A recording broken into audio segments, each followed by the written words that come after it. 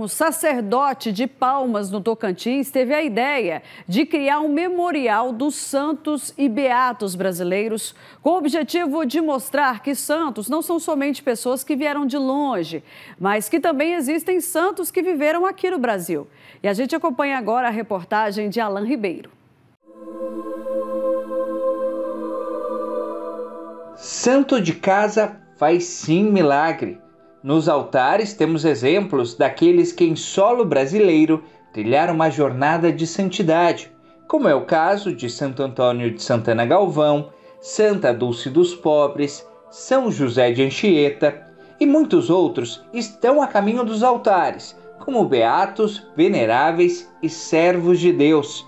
E para incentivar o conhecimento sobre essas causas, um sacerdote de Palmas, no Tocantins, teve a ideia de criar um memorial dos santos e beatos brasileiros.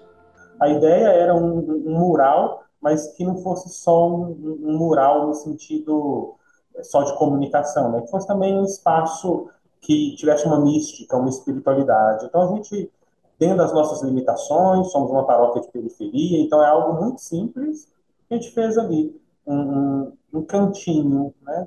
Tem uma cruz no centro, dentro de um quadro, de um lado as imagens dos santos, do outro lado dos beatos, né? E um pequeno resuminho da vida deles. Para isso, foi necessário um trabalho de pesquisa, que a irmã Vanessa teve a missão de coordenar. E entre as histórias, a da beata Isabel Cristina chamou a atenção. Uma jovem leiga dos tempos atuais que no seu dia a dia soube viver a santidade.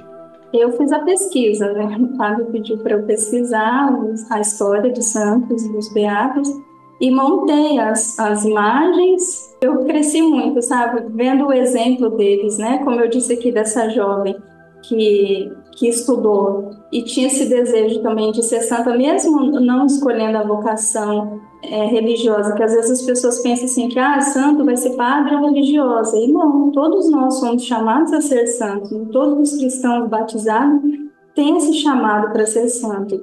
E aí depois tem a vocação específica, que nós temos religiosos e leigos nesse memorial, né? O memorial traz um exemplo de santidade com o nosso rosto, com as nossas características, gerando assim uma proximidade com aquilo que se vive no dia a dia.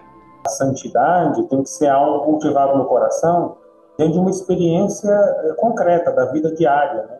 Eu acho que falar dos santos e beatos brasileiros é falar de um evangelho que se encarnou na nossa cultura, no nosso jeito de ser. Então, respondendo a tua pergunta, eu dizia, é importante falar dos nossos santos para falar das nossas realidades, para falar do evangelho que cai na nossa terra. A história dos santos é valorosa, a história dos santos europeus, os grandes santos da igreja, mas é uma história marcada de um contexto cultural, social, que não é o nosso.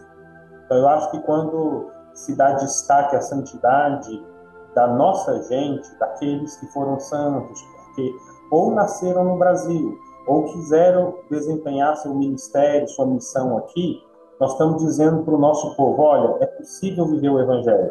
Também no Brasil, também no nosso contexto cultural, é possível viver o Evangelho. A gente pensa que só tem santo fora, né? E aqui mostra essa riqueza que tem na nossa igreja e no Brasil, né? E todos nós somos chamados a ser santos também. Então, olhando para a vida desses exemplos que temos aqui, temos muitas crianças que são beatos, que estão nos processos de beatificação, e para ver que nós também podemos ter essa capacidade, se buscarmos. O Senhor, Ele capacita também, chama todos nós, né? Como diz no Evangelho, ser santo como o Senhor é santo.